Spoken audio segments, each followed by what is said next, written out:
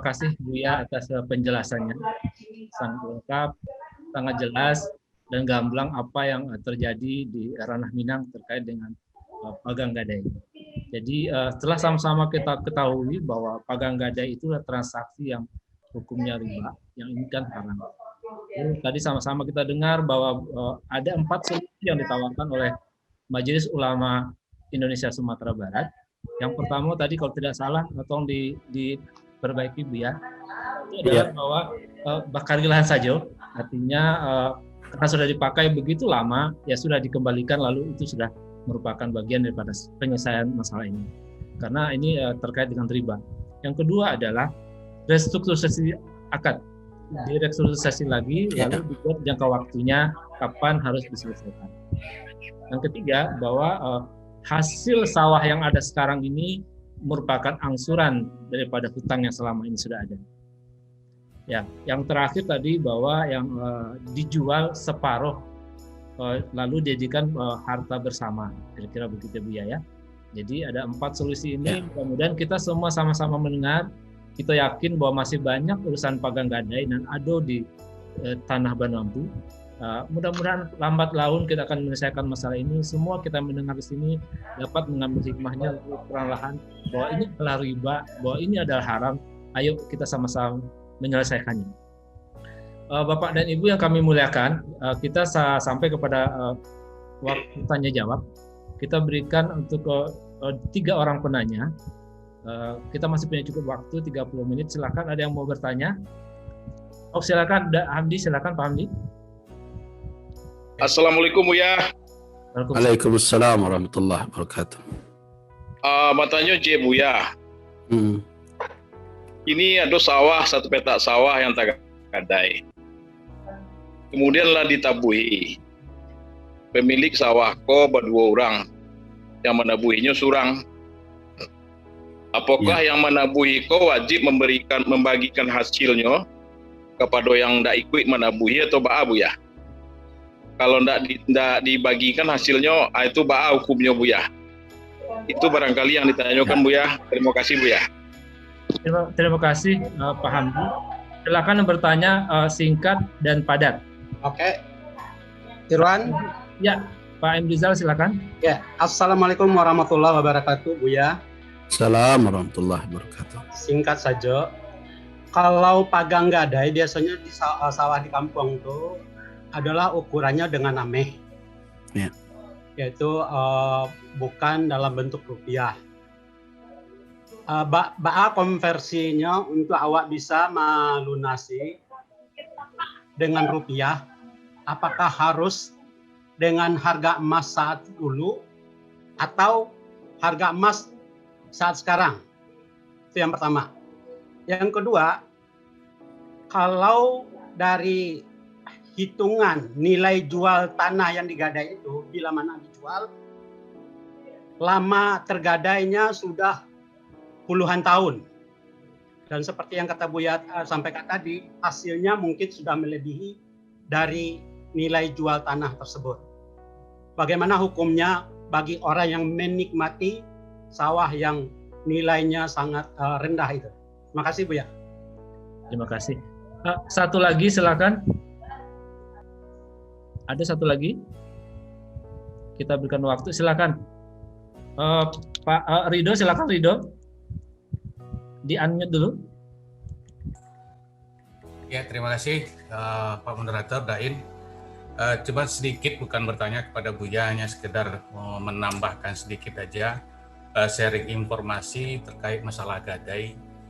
Bahwa gadai yang terjadi di Kampung Awak memang secara hukum positif memang diatur dalam Undang-Undang Pokok Agraria pasal 53. Dan selanjutnya ada peraturan pemerintah pengganti undang-undang, yaitu dalam tentang penetapan luas pertanian, yaitu Undang-Undang Perpu 56 tahun 62. Di situ sudah jelas di pasal 7 disebutkan bahwa gadai tanah tersebut maksimal hanya berlaku 7 tahun.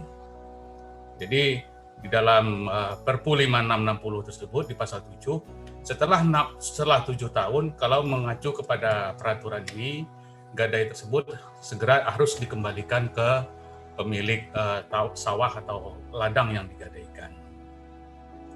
Dan juga tadi yang disebutkan oleh Buya tadi bahwa kalau secara hukum Islam sudah juga ada fatwa DSN-nya Majelis Ulama Indonesia, yaitu nomor 25 DSN MUI 3 Romawi tahun 2002 tentang RAN. Jadi dasar-dasar hukum ini memang sudah diatur sebenarnya di dalam hukum positif kita, tapi mungkin tidak berlaku efektif undang-undang atau peraturan ini, terutama di masyarakat kita di Vanuatu, karena mungkin kurang sosialisasi terhadap peraturan-peraturan ini kepada masyarakat. Dan juga di sini tadi mungkin kita lebih banyak nanti minta tambahan lagi ke Buya Gus Rizal bahwa selama ini gadai tanah atau sawah tersebut selalu dikonversikan dengan atau digadaikan dengan hitungan emas. Emas saat berpuluh-puluh tahun sebelumnya digadaikan kepada seseorang, begitu harus dikembalikan, emasnya dihitung tetap berapa emas yang diterima gadai sebelumnya. Dari sini sisi ekonomi, perubahan harga emas dari tahun ke tahun, itu si penerima gadai sudah mendapatkan keuntungan yang mungkin sudah berlipat-lipat. Dan ini mungkin juga tambahan masuk ke Buya, nanti kita tanyakan, harga emas yang sudah berlipat-lipat ini apakah masuk kategori riba atau bagaimana Buya?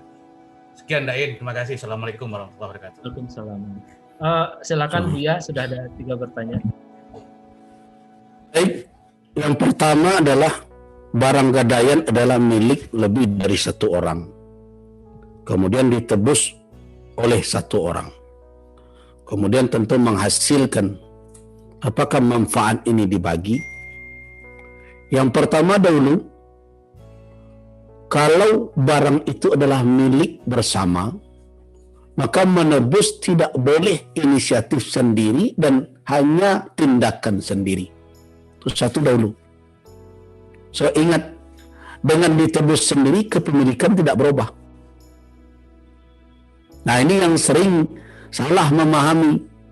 Nampunyo kaum nyetabus surang nyesangkoynya nampunyo bantu membalingnya. Jadi kalau itu milik berdua, maka menebusnya juga atas persetujuan berdua. Dan setelah tebusannya ada, bagaimana perhitungan antar berdua harus didudukkan. Sebab hukum asal dari kepemilikan tidak akan bergeser dengan tebusan gadaian. Tidak akan bergeser. Nah, bisa jadi uang penebus ini misal dijadikan sebagai tambahan kepemilikan dan harta itu tetap milik berdua. Kalau ia juga sampaikan kepada yang satu lagi bahwa hak dia telah dikuasai, tapi untuk alat pesako tinggi tidak bisa. Kenapa? Konsep asalnya dia adalah kepemilikan kaum. Nah, itu satu yang harus kita ingat dahulu ketika akan menebus. Jadi jangan karena ada yang punya uang kemudian ditebus seolah-olah harta yang ditebus jadi milik dia saja. Tidak, kepemilikan tidak berubah dengan itu. Nah, kan rugi saya, ya rugi jadinya. Kenapa tidak didudukkan terlebih dahulu? Karena tidak berubah kepemilikan karena itu. Cuma mungkin ada uangnya yang masuk ke dalam harta tersebut yang nanti harus didudukkan dari sisi kepemilikannya. Apakah akan dikonversi menjadi bahagian dari tanah atau berbagai macam. Tapi tetap kepemilikan asal akan kembali ke sana. Nah, itu pertama. Terus bagaimana pemanfaatannya? Harus dirundingkan kembali, dimusyawarahkan. Harta yang dipakai untuk menebus itu, apakah akan dimasukkan menjadi hutang pihak yang satu lagi? Atau akan menjadi bahagian tambahan kepemilikan tanah? Sehingga persentase kepemilikannya kalau dia berdua jadi bertambah. Mungkin dengan dia menebus, maka nilainya akan mungkin 25% lagi untuk yang satu, 75% dia punya. Itu terkait nanti dengan akad berikutnya. Nah, itu yang pertama. Kemudian yang kedua, kalau ada hutang piutang dengan emas, maka tetap dibayar dengan emas. Betapapun nilainya telah berubah. Nah, tidak dikonversi hutang piutang ke emas. Ini tidak boleh. Ketika hutang piutang dengan rupiah dahulu, dengan uang, kemudian dinyatakan kan dulu anggap saja tidak bisa. Jadi kalau memang itu dengan emas dahulu, tetap walaupun emas itu sudah naik turun sekarang. Nah, terkait dengan harga emas yang berlipat-lipat seperti itu, ada dua pandangan. Yang pertama, dia berlipat-lipat apakah karena memang normalnya naik turun, sesuai dengan pasar, tidak ada yang bermain di belakang itu, maka itu adalah sesuatu yang wajar. Nabi SAW di dalam hadis diminta oleh para sahabat untuk melakukan tas'ir, pematokan harga terhadap barang. Dan emas sekarang secara teori ekonomi lama, tapi sekarang tidak dipakai lagi ya. Kalau dahulu kan uang itu dicetak, di balik itu ada backup, ada simpanan emas yang menjadi cadangan. Tetapi hari ini tidak lagi, karena hanya berupa jaminan pemerintah saja. Nah, karena itu emas boleh dikatakan lagi tidak lagi bisa secara persis sama dengan dinar dan dirham lama. Karena itu unsur naik turunnya tidak seperti nilainya ketika dia dinar dan dirham, maka dia seperti komoditi, kadang naik dan kadang turun.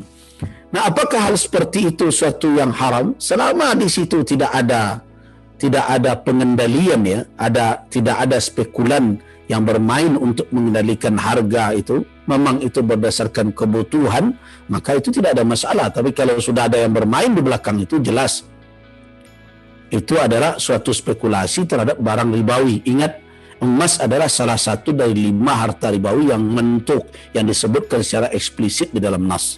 Emas, perak, gandum, kurma. Nah, jadi ini termasuk harta ribawi. Nah, kemudian kalau dahulu memang digadaikan dengan emas, maka tebusannya dengan emas. Kalau dahulu digadaikan dengan uang, maka tebusannya dengan uang. Kalau uang itu tidak lagi berlaku saat ini, tidak rawaj ya. Jadi kan ada uang yang dahulu dipakai, sekarang tidak dipakai lagi. Nah, ini merujuk kepada pemerintah yang memegang jaminan penggunaan uang untuk menilai konversi dengan nilai sekarang. Nah, dikembalikan. Biasanya ditanyakan berapa, kalau sebegini dahulu dipakai uang ringgit dan berbagai macam, kalau dahulu berlaku misalnya sekarang tidak lagi berapa nilainya sekarang, merujuk kepada yang menjamin berlakunya uang, yaitu pemerintah. Nah, jadi ada penilaiannya. Tapi kalau dahulu emas, harus tetap emas sekarang. Jadi tidak bisa kemudian dijadikan harga emas waktu itu sebegitu, sekarang kita mau bayar harga sebegitu juga sekarang, tidak adil. Jadi tergantung dengan apa dahulu hutang tersebut. Nah, sedangkan persoalan sudah dimanfaatkan bertahun-tahun. Ada pertanyaan tadi, kalau itu unsur ribawinya kan bertahun-tahun. Nah, setelah diidentifikasi oleh ulama di Sumatera Barat, perkara ini bukanlah perkara yang ma'lum fid din bid-darurah. Jadi tidak masuk kategori yang mudah diketahui di dalam urusan agama secara mudah umat secara keseluruhan. Ini membutuhkan penjelasan dari ulama. Jadi kalau umat hari ini menjawab dahulu kami tidak tahu bahwa begitu hukumnya, makbul, diterima alasan ketidaktahuan itu. Jadi tidak sama dengan aku nak solat, nak tahu bahwa solat itu wajib, itu tidak diterima itu. La yuqbal fi uzrin bil jahl. Nah, tapi dalam perkara ini, karena ini persoalan ijtihad, membutuhkan analisa terhadap nusus, melakukan kajian terhadap maqasid, kemudian memahami dahulu dampak berbagai macam. Ini gawenya ulama, kata orang. Artinya ulama harus mengkaji, mendalami, kemudian melahirkan hukum. Nah, kalau umat tidak tahu dalam kondisi seperti itu, apakah mereka akan ditimpakan kesalahan? Tidak. Karena ini perkara-perkara yang masuk dalam kategori yukbal, diterima alasan ketidaktahuan di dalam syarak dalam perkara ini. Nah, jadi kalaulah serupa itu, jangan dipikir je ke belakang lah. Allah lah memberikan rahmat ke awak. Tak ada awak janda di beban, barang-kadang dosa yang lalu tak tahu. Nah, seperti itu pula dahulu yang dijelaskan, ya sudah kita beramal seperti itu. Nah, jadi perkara ini bukan perkara yang ma'lum fid din bid-darurah. perkara ini diketahui secara mudah di dalam syariat. Tapi perkara miras itu haram, itu maklum fiddin bidururah itu. Tidak perlu lo. Barang kok dilegalkan juga tidak tahu so haram, itu keliru itu. Nah, jadi perkara ini perkara yang makbul, diterima alasan ketidaktahuan di dalam agama. Jadi setelah kita tahu, baru kita melakukan langkah-langkah berikutnya. Sama dengan perkara riba dahulu. Kalau kita baca firman Allah Subhanahu wa taala ayat 279 dari surat Al-Baqarah, kan dijelaskan di situ. Wa in tubtum falakum ru'usu amwalikum. Kan di situ dikatakan orang-orang beriman bertakwalah kepada Allah pada ayat sebelumnya. Ayat 278, ya ayyuhalladzina amanu ittaqullaha wa dharu ma baqiya minar riba in kuntum mu'minin. Fa in lam taf'alu fa'adhanu biharbin minallah wa rasulih. Ancamannya berat. Kalau kamu tidak melakukan apa yang diperintahkan oleh Allah, meninggalkan riba, maka kumandangkanlah akan ada apa? Harbin minallah. Ada peperangan dari Allah. Allah memusuhi orang-orang itu. Nah, bagaimana kalau selama ini dilakukan, sekarang kita kembali kepada yang benar, kita bertaubat, tidak jalankan lagi. Wa in tubtum falakum ru'usu amwalikum. Kalau kamu bertaubat, modal kamu bisa kamu tarik kembali, tidak hilang begitu saja. Tidak ada Allah memperkarakan, dan dulu lebar harta makannya, tidak ada diperkarakan oleh Allah.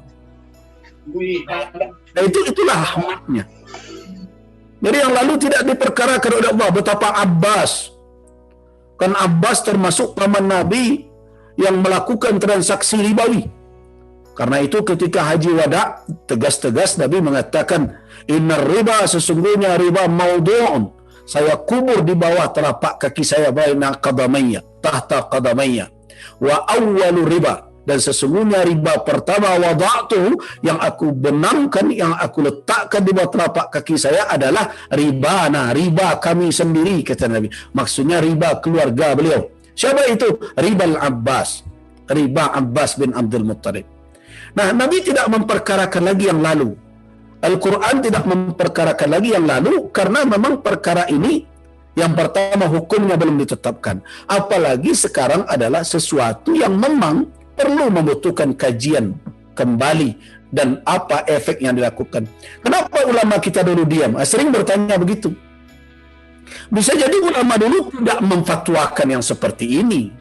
Ulama dahulu memfatwakan utang piutang dibolehkan, kemudian jaminan boleh dipegang.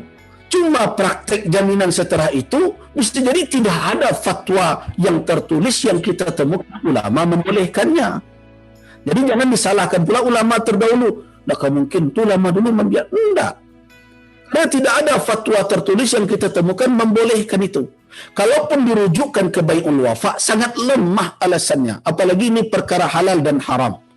Kalau kita ambil kaedah yang ada dalam kitab Al-Asbah wa Nazair karangan Al-Imam As-Suyuti misalnya, apabila bercampur antara halal dan haram, maka apa yang harus kita lakukan? Ghullibal haram. Kita menangkan yang haram ihtiyatan, jangan sampai terjangkau oleh kita yang haram. Lebih untuk membersihkan diri kita. Nah, begitu juga sebenarnya konsep pegang gadai itu, kalau dia tidak ada batas waktu, karena dia utang piutang, jelas tidak ada akad di dalam syariat Islam yang membolehkan suatu transaksi utang piutang dan tidak babateh. Tidak ada itu. Dan pasti kita tolak. Kalau ada orang datang, Bapak dan Ibu, ambo berutang piti 1 juta, Pak. Bila bayar, bila teragak di ambo. Tidak akan ada itu. Nah, pegang gadai itulah yang terjadi. Jadi apa yang termaktub di dalam undang-undang agraria itu tidak berlaku di dalam, tadi yang sampai Ridha tadi, tidak berlaku dalam prakteknya. Dan tidak berani pula orang agraria. Nah, jadi walaupun ada orang agraria, ketika ditanya menggeleng pula dia tidak berani. Kenapa? Karena ini berisiko orang berpegang dengan hukum adat.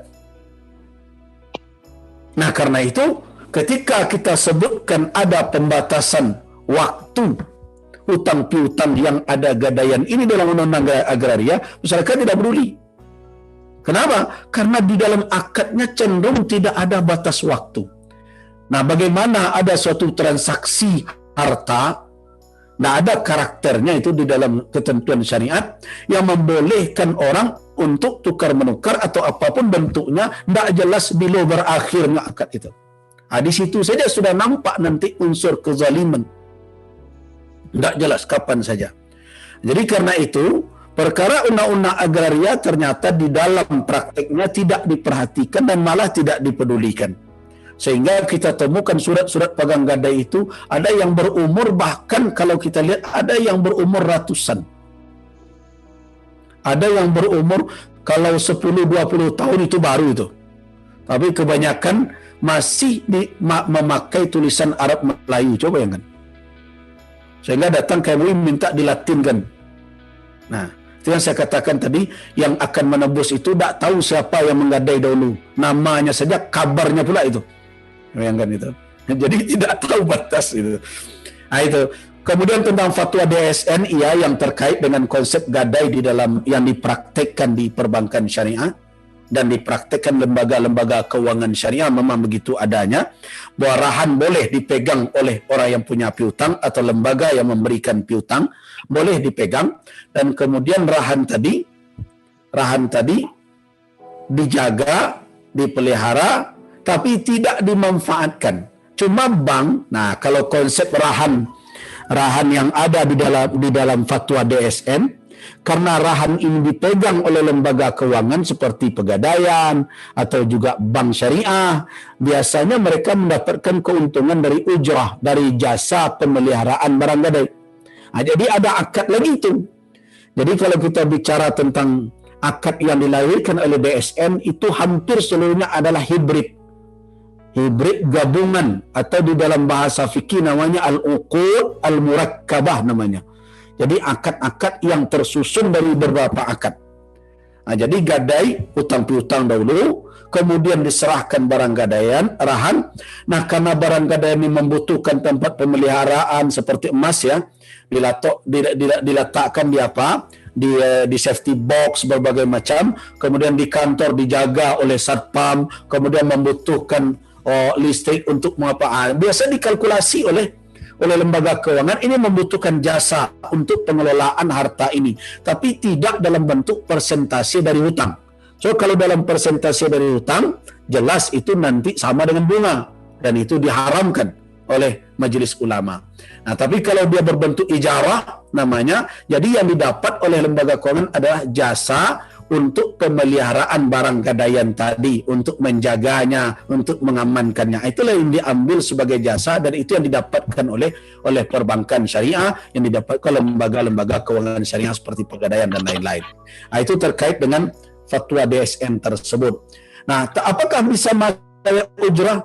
Nah, kita juga pernah mengkaji itu. Dianggap sajalah ini ujrah pemeliharaan sawah. Tidak masuk juga. Kenapa? Karena orang yang punya piutang jelas-jelas telah menganggap bahwa sawah itu milik dia selama uang tadi berada di tangan orang pemilik sawah sebenarnya. Dan bahkan orang yang pemilik sawah kalau ingin mendapatkan hasil dari sawah itu, dia harus mengolahnya. Dan dia hanya mendapatkan separuh itu bukan dari milik dia, bukan karena milik, tapi dari pengolahannya. Jadi seolah-olah terjadi lagi apa? Terjadi muzara'ah, tapi bukan atas harta dia, atas harta orang yang punya. Coba bayangkan, dia kuasai harta orang, kemudian dia muzara'ahkan, dia kerjasamakan penanamannya atau pengolahannya dengan orang yang punya. Orang punya dapat apa? Dapat imbalan dari keringatnya, bukan atas kepemilikannya. Padahal pada prinsipnya kepemilikan tidak berpindah. Nah, jadi banyak sebenarnya kalau kita mau kaji aspek cacatnya dalam akad jual beli, akad pegang gadai itu banyak aspeknya. Dari aspek maqasid juga tidak masuk. Apakah ini akan meringankan? Ternyata tidak meringankan. Inventarisir oleh Majelis Ulama daerah, mayoritas malah akhirnya gadaian itu bertambah-tambah dari tahun ke tahun. Dari 1 emas, 2 emas, 3 emas. Kalau tidak ada lenam beruntuang barasaki anak keturunannya, indak tatabuil. Dan bahkan tidak sedikit tanah itu akhirnya telah lupa sejak orang. dikira tanah si fulan, tapi karena sudah tergadai sekian tahun, surenya lah hilang, pun lah pindah tangan saja. Padahal dahulu tidak jual beli. Jadi banyak mudaratnya dari apa yang diperhatikan oleh MUI. Itu kira-kira terkait dengan undang-undang agraria sudah. Memang kalau tidak tertulis mesti dikembalikan ke sana. 7 tahun mestinya harus diselesaikan lagi.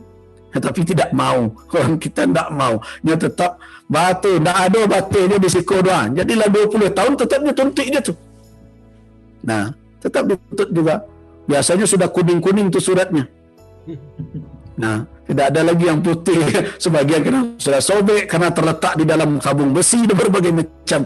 Nah, itu yang kita temukan dan tidak 1-2. Sekarang kita sudah kalau sudah datang MUI Sumber, saya bilang sudah MUI di kabupaten kota aja lah yang terjemah ini, banyak urusan MUI Sumatera Barat lagi daripada karena rumit membacanya, namanya berbagai macam. Nah, itu sudah kabur, sudah puluhan tahun. Ada yang malah sebelum kemerdekaan, memang tahun 26 dahulu. Ada tahun 20 gitu. Ada yang enggak pakai tahun. Nah, ketika ditanya, kapan ini? Oh, kok lama, jauh sebelum Kampung Padang Panjang kok terjadi. Dia enggak tahu dia tahun. Nah, coba bayangkan bagaimana akad yang kita buat tidak ada kepastian akad, tidak ada batas waktu, tidak jelas siapa yang akan menebus. Nah, berbahaya lagi adalah pertengkaran ketika akan menebus dan setelah ditebus. Ini nenek 5 dahulu. Yang 5 ini punya anak sudah taruhlah 22. 10. Dari yang 10 punya anak pula 22. Sudah berapa itu? Sudah 20. 20 punya anak lagi. Sudah 4 generasi. Kira-kira siapa yang berhak menebus? Tambah rumit itu. Rumit sekali. Nah, untung kalau yang begitu pernah datang ambo kata B, perlu musyawarah dulu. Kalau lagi sepakai surang, tapi surang. Nah, kalau tidak ada kabar itu daripada bercakap. Nah, setelah satu orang menebus, seperti pertanyaan tadi, yang satu ini merasa berpunya. Kalau ambo nak menabur, tebusnya harta pusaka tinggi. Kapan pula harta pusaka tinggi bisa dimiliki? Nah, berarti sama saja. Kalau begitu, ya kan tergadai kedudukan awal balik. Ya sama loh, kedudukan model itu. Yang lain akhirnya juga bermasalah. Jadi meninggalkan masalah yang berantai. Maslahat dari sisi itu tidak ada. Nah, saya rasa perlu kita cari solusi-solusi lain terkait dengan masalah kesulitan ekonomi. Bukan pegang gadai yang menjadi solusi. Allahu a'lam. Saya rasa itu. Terima kasih. Terima kasih Buya. Telah langkuk sekali penjelasan dari Buya dari 3 pertanyaan itu. Ya. Rasa-rasanya mungkin kalaupun ada pertanyaan mungkin sudah sekitar kasus pribadi. Kalau kasus pribadi mungkin secara garis besar tadi Buya sudah memberikan langkah solusinya, sudah dengan detail menjelaskan kalau begini masalahnya, begini solusinya. Jadi menurut pendapat Ambo mungkin sebagian masalah yang ada di Tanah Minangkabau mungkin apa yang disampaikan Buya itu sudah lengkap semuanya. Sudah mencakup kalau kita ingin mengambil keputusan terhadap kasus transaksi pagang gadai ini yang hukum riba harusnya sudah bisa.